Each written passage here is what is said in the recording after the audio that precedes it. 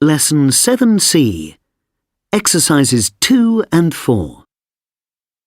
Back in 2011, Chamindu Amar Singh was a student and, like many students, he was short of money.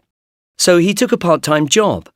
For a few hours a week, he worked as a cleaner at the offices of a TV company in Sydney, Australia. One day, he was cleaning the ground floor bathroom at a TV company building when he found lots of $50 and $100 notes inside a bin. There was too much to count. At first, Mr. Amar Singh, who is originally from New Zealand, thought it was a prank. But when he touched the notes, he realized it was real money. He was astonished. His first thought was to tell the authorities. He didn't know why the money was there, but he knew that the money didn't belong to him, and he didn't want to take it away. He called his supervisor, and before long, police officers collected more than 100,000 Australian dollars from the bathroom.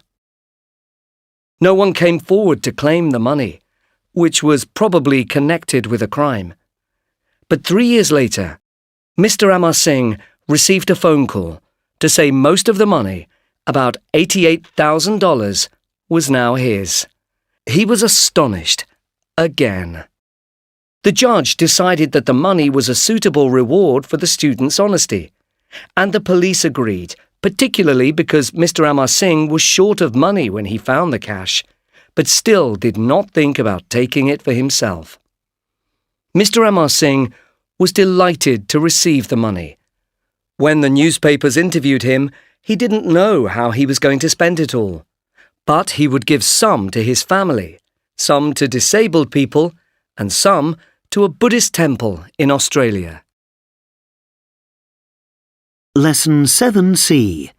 Exercises 6 and 7. 1. It was one of my friends from school who had the idea. He told us that his uncle owns a big apartment in Spain and we could all stay there for free in June. It would be a great way to celebrate the end of our exams. So, I asked my parents if I could borrow some money for the flight. They said yes, and I was really excited. But then it all went wrong. My friend's uncle didn't want us to stay there in the end. We never went. 2. I'll never go to that department store again. I think the way they treated me is terrible. I spent nearly £100 there on cosmetics, but I couldn't use some of the makeup because it gave me problems with my skin. I took it back and asked for a refund, but the shop assistant said I couldn't have a refund because they don't give refunds for makeup. I argued about it and showed her the receipt, but it was no good. So in the end, I just walked out. 3. I've had my job at the radio station for 3 years now, and I really love it. But to be honest, my salary is terrible. It's just enough for rent and food. But I can't afford to go on holiday or buy new clothes or anything like that. So I went to see my boss, and we had a chat about it. She thinks I'm doing a great job. But when I asked for more money, she said no. She says the radio station is losing money and can't afford it. Oh well, next year maybe. 4. I've got quite a lot of money in the bank. I don't know how much exactly, but a few hundred at least. Every birthday I get presents from my relatives, and when they ask me what I want, I always say money. So they send me birthday cards with money inside. I don't spend it, never.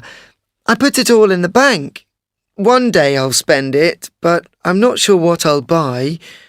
I'm not really saving up for anything, but I might buy a new bike one day because I'm really into cycling.